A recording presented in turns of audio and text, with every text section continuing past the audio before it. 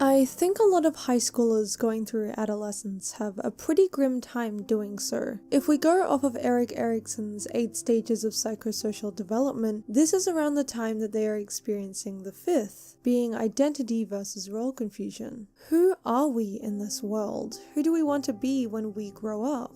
Who are those important to us? Coming off the back of generally more simplistic childhood developments, it's not much of a stretch to say that high school is the home of the first identity crisis for most. Dr. Astalos writing that it would be difficult to perceive adolescence as anything other than a period of turmoil and struggle in excess to that of any other stage. To deal with this crisis and come to personal resolution, youth delve into their peers, their friends, and inevitably their lovers, looking for self-affirmation of their own identities and something tangible for the future. What most gain from their adolescence is not only a sense of who they are, but the personal responsibilities they hold to both themselves and others. But what happens when they can't move forward because of the past? Well, you get what manga author Mengo Yokoyari describes as scum. The characters of Yokoyari's and, by extension, Masaomi Ando's defining text Kuzu no Honkai are quite divergent from the dominant expectation of high schoolers in anime. They're unabashedly sexual, almost primal beings, desperate to explore love and lust. The boundaries of timid friendship and extracurricular activities aren't present at all, and our casts seem to just do whatever feels good. Or rather, whatever makes them forget. A lot of critics have deemed this refreshing and realistic, and whilst I'm inclined to agree with them, what I saw in Kuzu was worrying. Because whilst it's normal for youth to explore different social roles in high school, these ones were fake. They were roles to appease others, roles that defined a fantasy, roles of the drama triangle. Developed by Stephen Karpman in 1968, the drama triangle consists of 3 sides: a victim, a rescuer, and a persecutor. Whilst in this triangle, members take up roles and move around it through their interactions. Someone will suffer as a victim, and one will try to rescue them from their situation, only to not meet their expectations and persecute the rescuer, who becomes the victim, and so on. It's a psychological theory that has been used to describe toxic situations between not only family members, but romantic relationships as well. And it's what I see when I observe the characters of Kuzu. Hanabi and Mugi rescue each other from unrequited love, yet Hanabi constantly persecutes Mugi for liking Akane, and Mugi constantly persecutes Hanabi for his own sexual desires. Mugi rescues Noriko as her Prince Charming, only to be persecuted for not being said prince. Mugi tries to rescue Akane and change her, yet he persecutes her for toying with his emotions. And Hanabi rescues Sanae from a pervert, only to be sexually persecuted for not sharing her feelings. It's constant role switching between this cast, and it doesn't lead them to be any happier. And thus we're left with victims, stuck in a cycle of lust and unable to muster the courage to change anything substantial, instead blaming their problems on others or relying on self-pity. But why is it like this? Why, even when they decide to try, can Hanabi and Mugi not fall in love with each other, but only with their warmth? I believe it's because even though they're going through this 5th stage crisis, they're still infatuated with their childhood. The most significant corroborating factor between all the student relationships in Kuzu is that they fall in love at a much younger age, with Hanabi and Noriko being children and Mugi and Sanae being younger students. Their romances are not new, and they've been sitting on them unrequited for an extensive amount of time. Consequently, the drama triangle has made them unable to give up because their focus of attention is in the past, whilst the future is often thought of as difficult and hopeless. Why move on to a meaningless future without the ones they love? Thus, they are in constant need of confirmation of their past and place a great deal of importance on visual contact as a form of affirmation from others, as Erikson suggests about adolescence in crisis. They were all so much younger than they are now, and I don't think it's a coincidence that the drama triangle comes from from the study of fairy tales, of scripts. They had these magical expectations and conditions for their loves to meet. However, the people they fell in love with grew up. There were never these fantastical roles found on the front pages of the manga, and none of them magically fell in love with the other, contrasting the fantasy film found playing multiple times in the background of the series. Their expectations to be saved became unrealistic. Yet they still held on. Despite Narumi falling for Akane, despite Hanabi and Mugi being in a relationship. But because they refused to accept that who they fell in love with doesn't exist anymore, terrified of what that means for their identity and believing that love is pointless when it's not fulfilled, they remain stuck in time, destined to repeat the drama triangle and madly hoping for things to change, even if their lack of action destines that they never will. However, they do.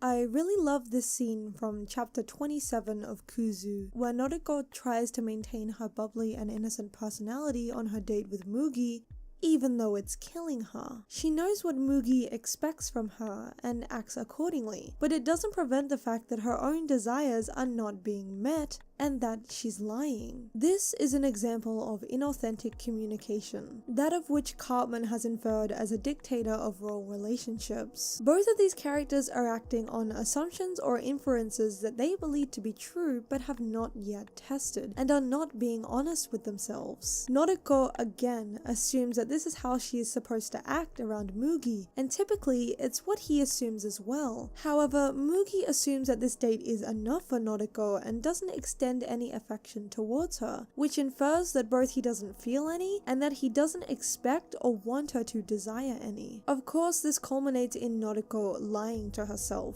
about her happiness and about how grateful she is of the date, not being able to look Mugi in the eye. So because they deny the possibility that a capability, need, or feeling actually exists, or consider a capability, need, or feeling unimportant, they misunderstand each other.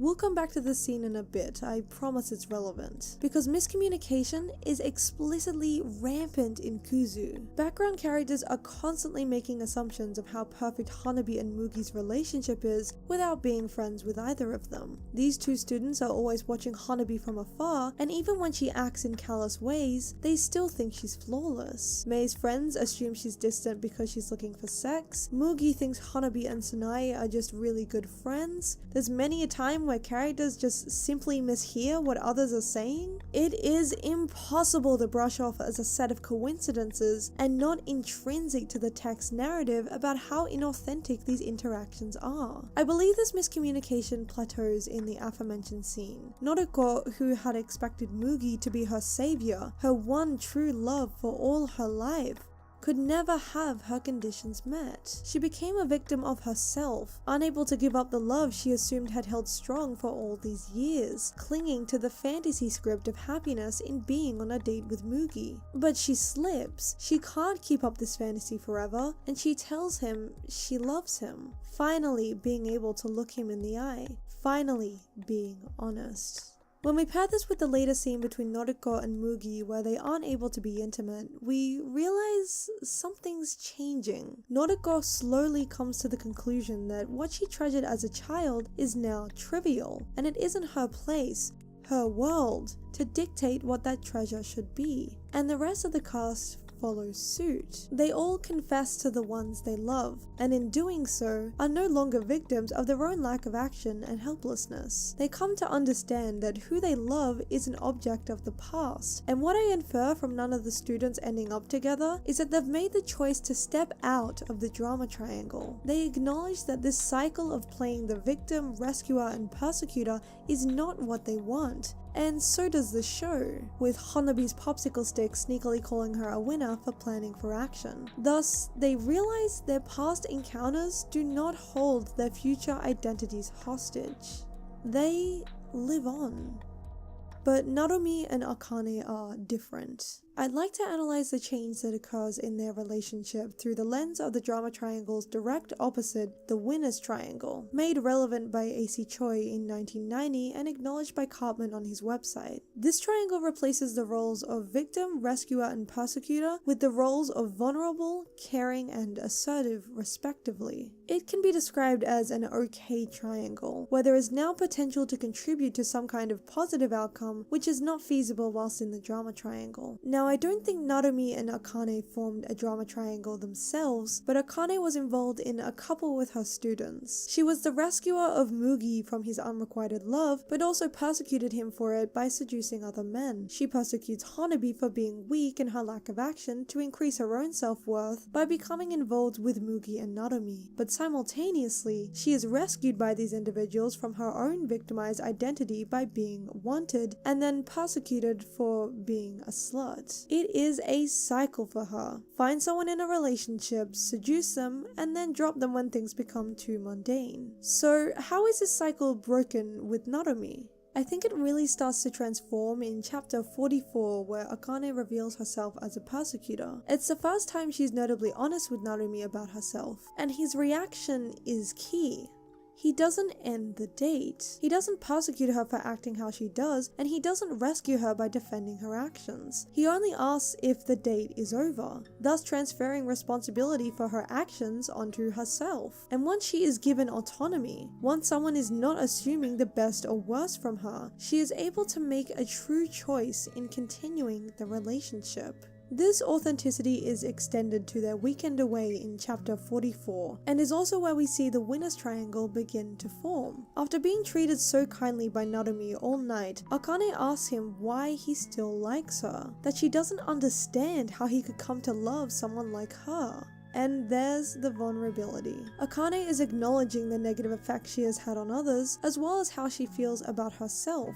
Yet Narumi doesn't save her from it. Instead, he's caring and shares his feelings authentically. And when they get engaged, Akane is able to be assertive without being punishing by saying she may still cheat on him. But again, Narumi only offers a caring response and a thank you. There is no longer someone to punish, no longer someone in distress to rescue. A healthy romance built on communication of the winner's triangle can now exist. Two adults able to take responsibility for their actions and with identities bound by authentic roles and feelings. Considering how the text perceives love and toxicity, it only made logical sense that Akane and Narumi would end up together, whereas the rest of the cast would move on.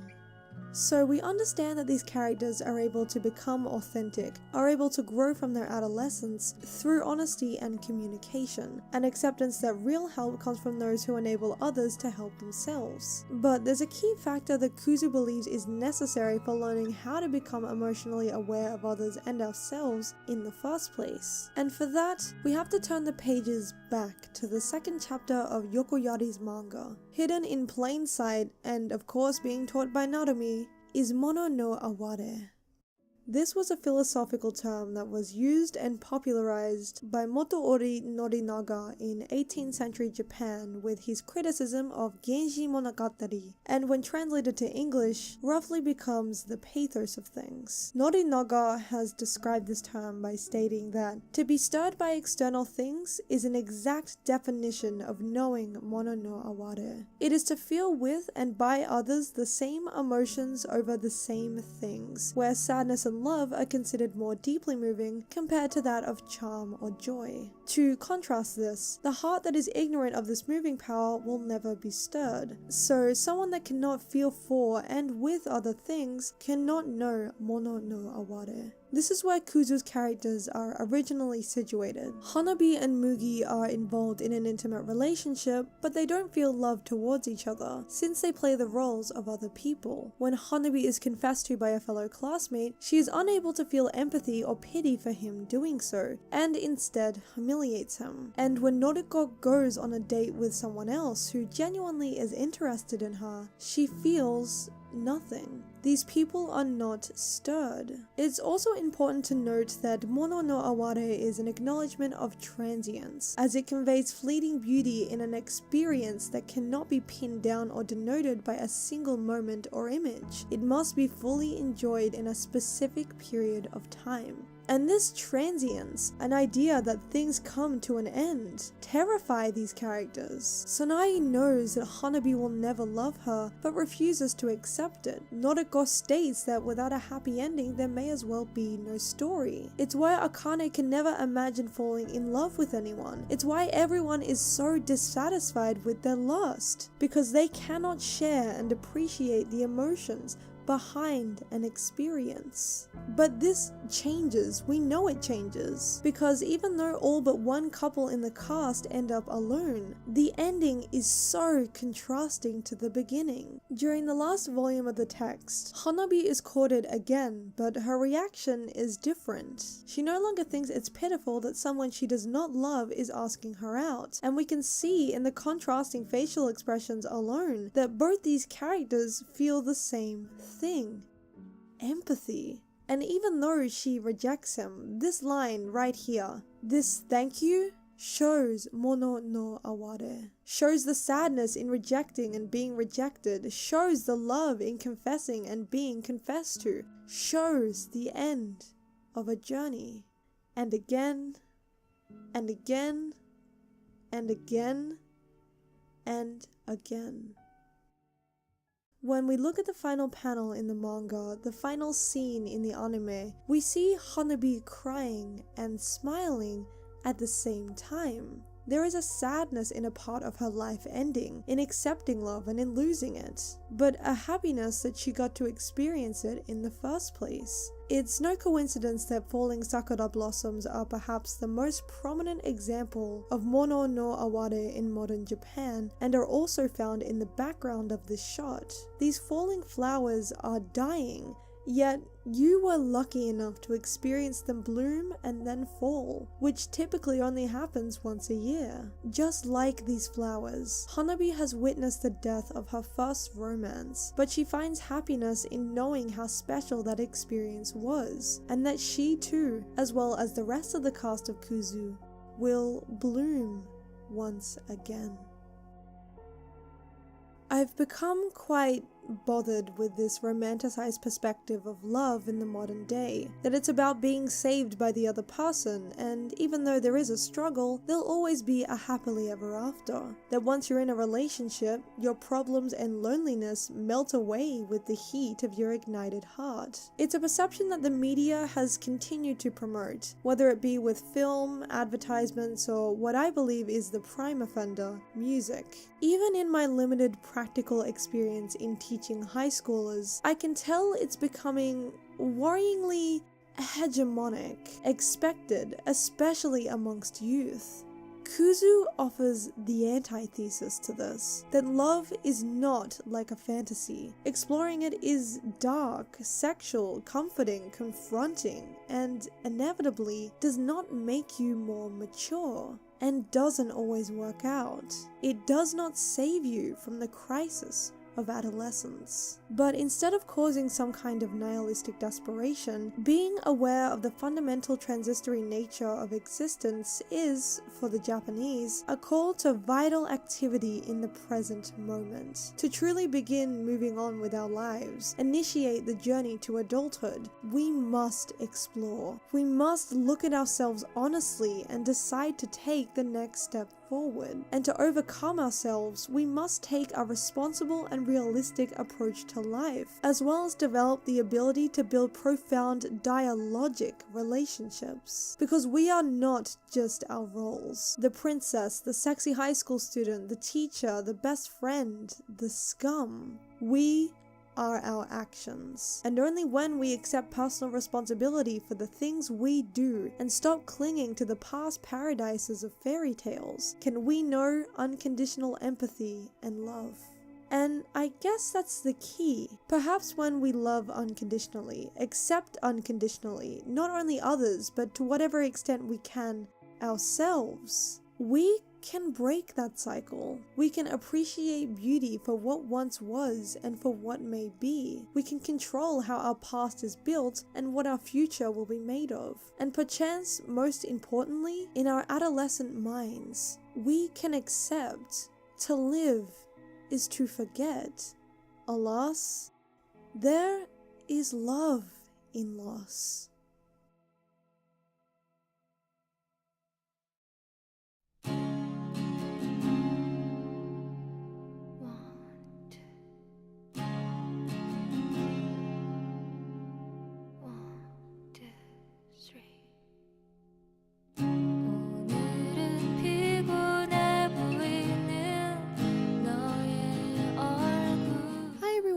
Sorry for the 2 years of waiting. I'm glad to finally be back and making stuff and back in the community again. There were a couple of things that I wanted to quickly mention before I end the video though. Firstly, I wanted to note that this video is a pretty westernized perspective of adolescent development. Cartman and Choi were both Western psychologists and Erickson was European. So that's something to keep in mind when understanding how I analysed Kuzu. Although there have been some writers to infer that Japanese text can be looked through a Western lens more accurately nowadays, I think it's still important to acknowledge that it is a Western take for the most part. I definitely recommend reading up on Stephen Cartman's fairy tales and script drama analysis write-up. It's really interesting, and also his Sex Games People Play article, I believe is what it's called, journal article. They're both really good, and they're super, they're just super good. You should read them. Next, I have to give a huge thank you to my friends for helping me through and just for all of the moral support. So Try, Gil, Jaden, Mel, Chad, my partner Matt, and of course the obligatory shout out to UC as well. I'd also like to thank Roger and Kenji, who I've only gotten to know quite recently, but have just been really supportive and kind individuals. Also for Joe, Pause and Select, I was really inspired to come back and make content I could be proud of because of his work. You are just one of my biggest muses, Joe, so thank you for all your efforts. I'd also like to let you guys know that I have a Discord now. I've been running it for a couple of months and it is open to everyone. We've got channels for anime, literature, health and fitness, fashion, music, even a support group if you'd like. I just really wanted to make something for everyone, so feel free to check that out if that may be something you're interested in. The invite is in the description. In addition to this, I have a Patreon now, which I know is hilarious because I've said many a time that I hate Patreon. However, the money earned there, if any is earned at all, will be donated each video to somewhere new. Likely a lot of animal shelters or people in the anime community that need help. I will not receive a single dime. The Patreon company will get more money than I will. The link is also in the description, but I won't be charging anyone until I have a regular upload schedule again, which I think will probably be around my 3rd video release from now. But yeah, I guess that's all I have to say. Thank you for sticking with me and not giving up on me, and I hope you all have a lovely day. 행복했던 이유들 놓쳐버